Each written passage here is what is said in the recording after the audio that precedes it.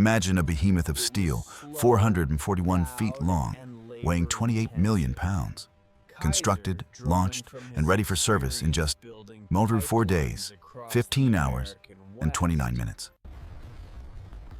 Sounds like science fiction, right? A fever dream of speed and efficiency.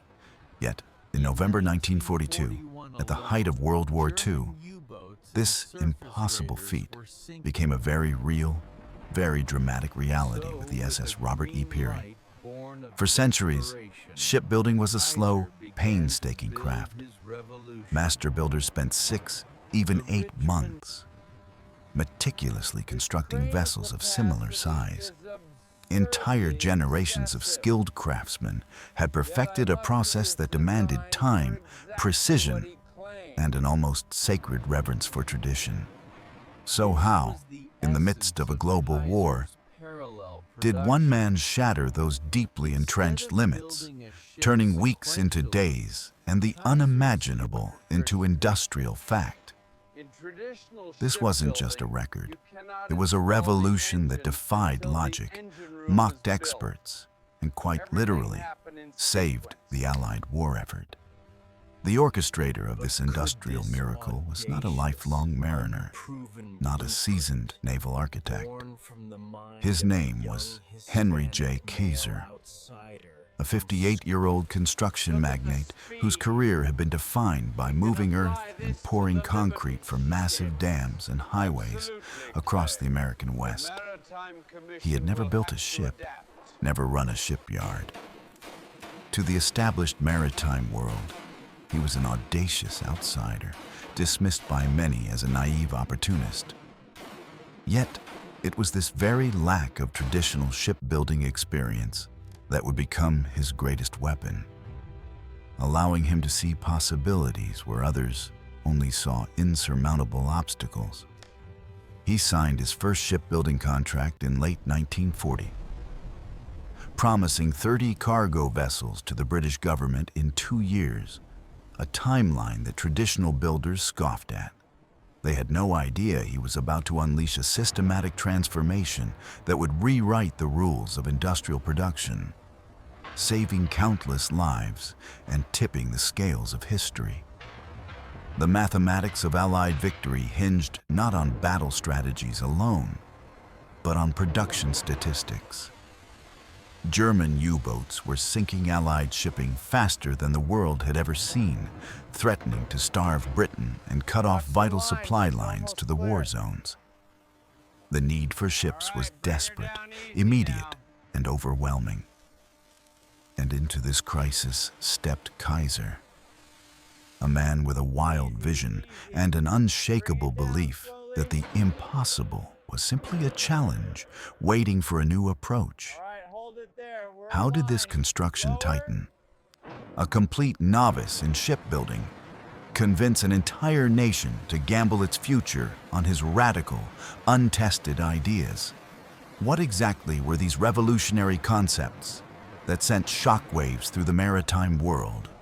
For centuries, ships were built with rivets, hammered into place one by one, a painstaking, time-consuming ballet of craft and tradition. But Kaiser, with his fresh perspective, looked at a bustling Ford factory and asked a question that would ignite a revolution. What if we built ships like cars? The answer sparked outrage, disbelief, and ultimately, a transformation that reshaped an industry. Henry J. Kaiser, the man who knew nothing of ships, brought an entirely fresh pair of eyes to a centuries-old problem. His chief engineer, Clay Bedford, had just returned from a visit to a Ford Motor Company assembly line in Detroit. He'd watched automobile chassis glide down production lines, workers efficiently installing prefabricated components at each station. Bedford returned to California convinced of one audacious truth: ships could and should be built the same way. To the established maritime world, comparing a massive cargo vessel to an automobile was not just absurd. It was an insult to their revered craftsmanship. How could the meticulous, sequential art of shipbuilding ever be industrialized like a car? The first real shockwave Kaiser sent through the maritime establishment was his radical proposal to eliminate riveting entirely. Imagine, each Liberty ship required approximately 1 million rivets if built conventionally. A skilled riveting crew, working with perfect, exhausting coordination, might install 100 of those metal pins a day, hammering them hot into overlapping steel plates. It was slow, loud, and labor-intensive. Kaiser, drawing from his experience building pipelines across the American West, proposed using electric arc welding instead, a technique he'd mastered, but one largely unproven for large-scale hull construction. This wasn't just a technical change, it was an ideological battle. Vice Admiral Emory Land, the formidable chairman of the United States Maritime Commission, examined Kaiser's proposal with profound skepticism. His private correspondence from the National Archives laid bare the maritime establishment's fears. Welding has never been proven reliable for hull construction at this scale. The British Navy forbids welding on warship hulls. Kaiser is proposing we bet America's supply lines on an unproven technology. The experts, the custodians of maritime wisdom, recoiled. They saw recklessness where Kaiser saw efficiency. But desperation breeds invention. In 1941 alone, German U-boats and surface raiders were sinking approximately 3.6 million tons of Allied shipping, sending vital supplies and countless lives to the ocean floor. Britain was quite literally starving, its lifeline severed.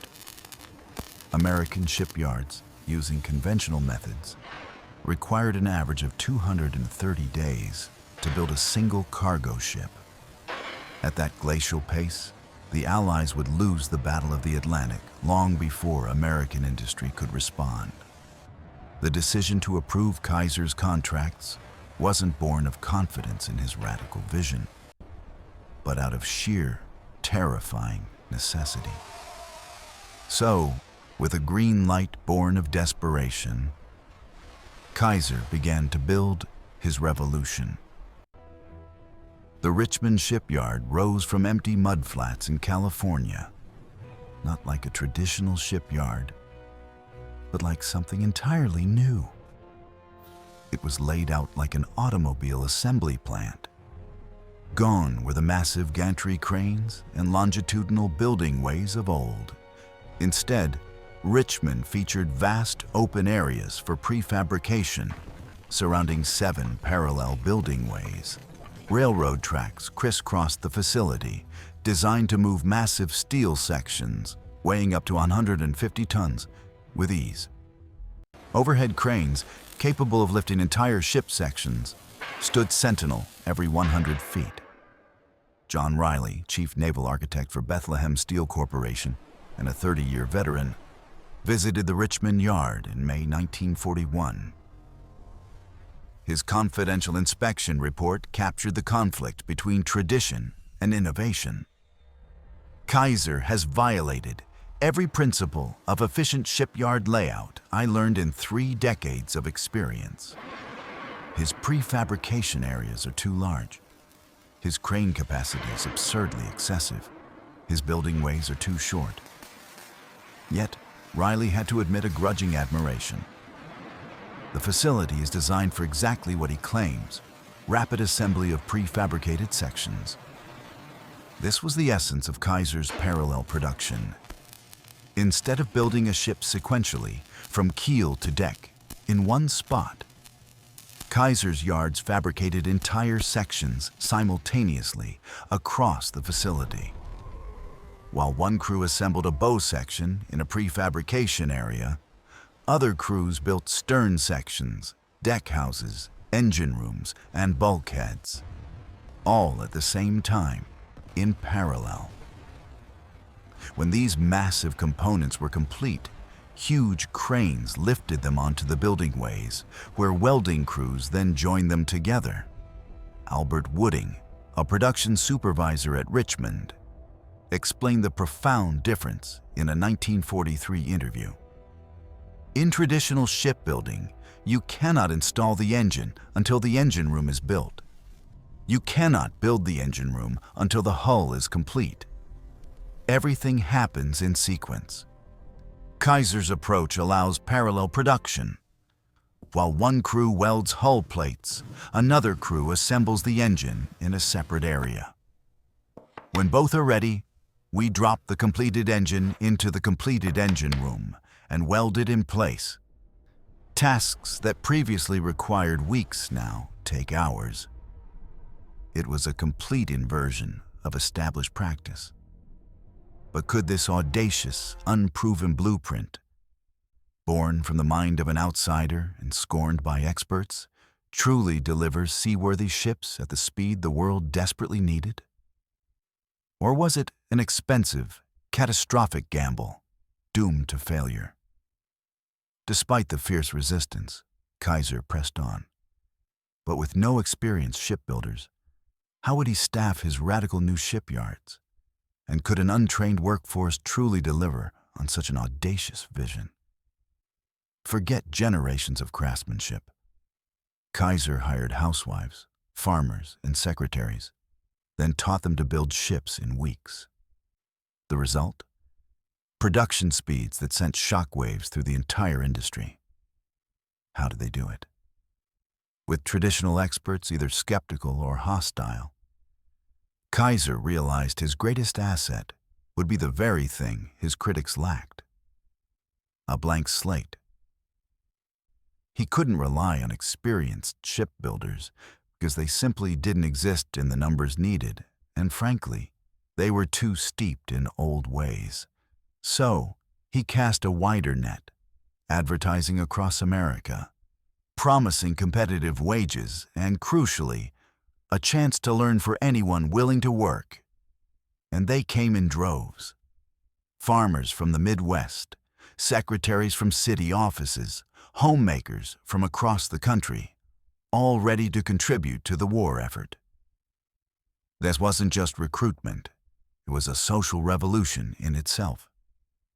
Kaiser's genius wasn't just in what he built, but who he empowered to build it. But how do you turn someone who's never seen a blueprint into a shipbuilder in a matter of weeks? The answer lay in radical simplification. Inspired by automotive assembly lines, Kaiser's engineers broke down the incredibly complex task of shipbuilding into hundreds of smaller, repeatable operations. Instead of a welder needing 4 years of apprenticeship to master every type of weld, Kaiser's new recruits were taught specific techniques for specific tasks in a mere 2 weeks. You didn't need to know how to weld an entire ship, just how to join a vertical bulkhead seam or a horizontal deck plate repeatedly, perfectly. This specialized training was a stark contrast to the centuries-old guild system, and it allowed thousands of so-called unskilled workers to become highly productive specialists almost overnight. Think about that. A workforce largely comprised of people who'd never laid eyes on a shipyard, let alone a ship being built, were suddenly constructing massive cargo vessels. This untrained army, leveraging the assembly line efficiency of Kaiser's yards and the power of parallel production, began to achieve what was thought impossible. The results were staggering. Kaiser's first Liberty ship, built under the new system, still took 197 days. But the learning curve was almost vertical. Ship number 2 dropped to 169 days. By ship number 5, it was 128 days. Ship number 10, just 97 days. By spring of 1942, Kaiser's yards were averaging 70 days per ship, quickly surpassing the output of traditional, highly experienced shipyards. The industry watched, first in disbelief, then with growing alarm, as these amateurs redefined production norms.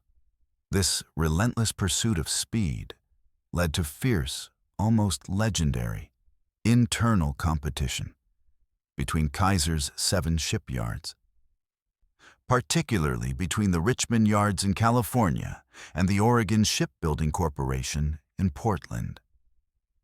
Newspapers published their build times like sports scores as records fell repeatedly. The peak of this intense rivalry saw the SS Joseph N. Teal launched in an astonishing 10 days in September 1942. But even that record was destined to be shattered. On November 8, 1942, Kaiser's Richmond Yard No. 2 began construction on the SS Robert E. Peary. Every major component, from the bow section with anchor hardware to the completed 140-ton engine, had been prefabricated, inspected, and meticulously staged beforehand. Just 4 days, 15 hours, and 29 minutes later, the massive 441-foot vessel slid into San Francisco Bay. It was delivered for service a mere 3 days after that. A total of just over 7 days from keel laying to full delivery. The crowd, including skeptical Vice Admiral Emery Land, was speechless. 6 months ago, I would have called this impossible, Land remarked, conceding that Kaiser had made traditional wisdom obsolete. The psychological impact was profound. Kaiser had proven that perfection is the enemy of sufficient, and that an untrained workforce, given the right system and opportunity, could achieve the extraordinary.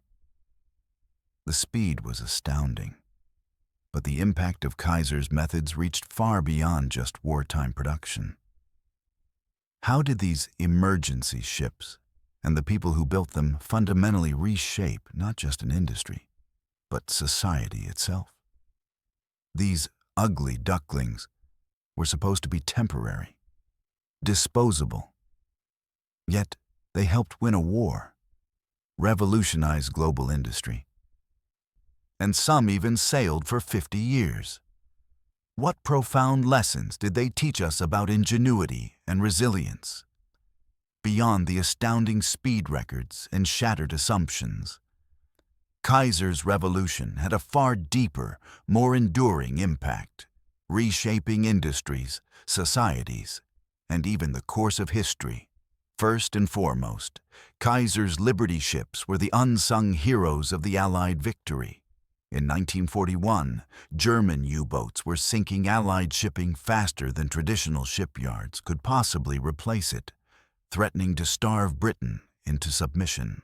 But by mid-1943, thanks to Kaiser's methods, American shipyards were launching an astonishing 3 Liberty ships every single day.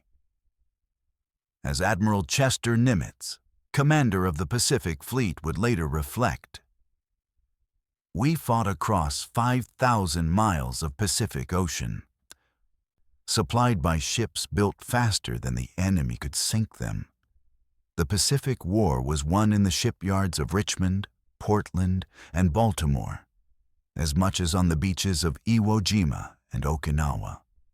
This wasn't just about steel and rivets. It was about outproducing the enemy into submission. But the impact reached far beyond the battlefield. Kaiser's shipyards became crucibles of social change.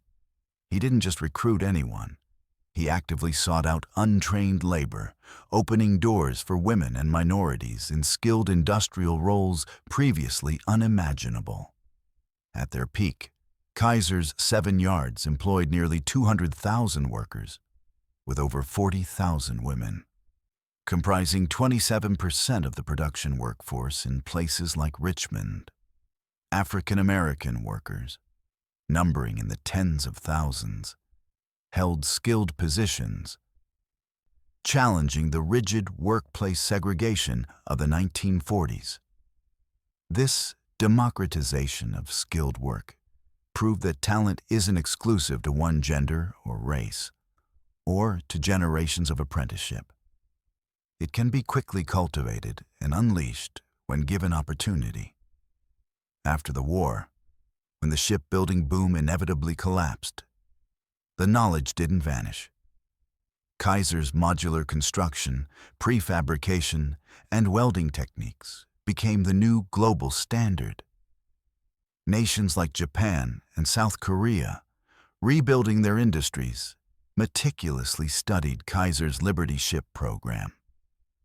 The massive shipyards in Ulsan and Nagasaki, which would dominate world shipping for decades, were direct descendants of Richmond's revolutionary practices. As maritime historian John Bunker observed, Kaiser fundamentally altered how ships would be built worldwide for the remainder of the 20th century. And what about the ships themselves? Designed as temporary, emergency vessels with a projected lifespan of just 5 years, the Liberty ships defied all expectations. Many served for decades after the war, adapting to commercial roles well into the 1960s and 70s. The SS John W. Brown, built in 1942, remains an operational museum ship in Baltimore today, 82 years after its construction. The SS Jeremiah O'Brien, another 1942 build, even sailed under its own power to Normandy for the D-Day 50th anniversary commemoration in 1994. Some, like the SS Albert M. Bow, were repurposed, transformed into landlocked fish canneries, still existing 8 decades later. These weren't just ships. They were symbols of a profound shift in industrial thought and human potential. From this audacious dream to a global standard, Kaiser's story is a powerful testament to challenging limits. But what is the ultimate, timeless lesson his Liberty ships offer us about human potential and the nature of innovation? The experts said it couldn't be done. Yet, Henry Kaiser's story isn't just about building ships. It's about tearing down the walls of impossible. What impossible truths are we still clinging to today?